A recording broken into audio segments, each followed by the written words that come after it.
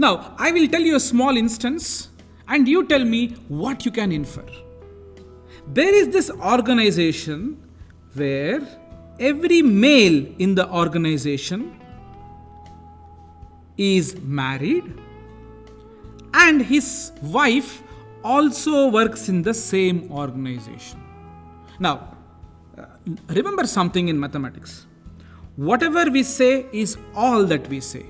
Whatever we don't say should not be assumed. For example, I said every male in the office is married. By that I don't mean that every female in the office is married. I'm not saying that. If you see a male, you must know that that male is married. Not only that, that person's wife is also in the same office. Right? Then what can we say about the number of males and number of females in the office? Think about it.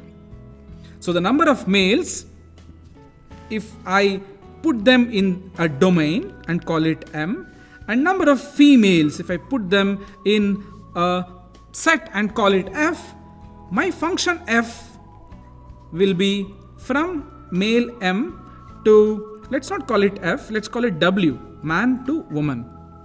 Alright, so F of an element here will simply take you to his wife. What can you say about the organization here? I can say that the number of males here is certainly less than or equal to number of women here. Why? Because according to what I said, I repeat, I said every man here in this organization is both married as well as his wife works in the same organization. This implies that no man is single and no man's wife, it doesn't so happen that she is not in the organization. A man is married and his wife is also in the same organization. Note, I am not talking a thing about a woman here who may be single. I never said anything about the woman here.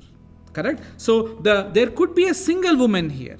So all that you can infer is that this is a 1-1 function, because in our country, in fact many countries, a person cannot be married to two people simultaneously. Correct? So a person here has a unique woman as his wife, and hence the function is a 1-1 function. When the function is 1-1, the codomain may have some leftovers, and we can only conclude that the number of elements in M is less than or equal to number of elements in W. So what is the moral of this video clip? We are trying to say that whenever there is a function f from a domain to a codomain, which is 1-1, we can be sure that the number of elements in the codomain will be equal to or greater than the number of elements in the domain. Now, this is a very important fact. You may want to make a note of it, and you may want to use this in solving some questions that can come by your way.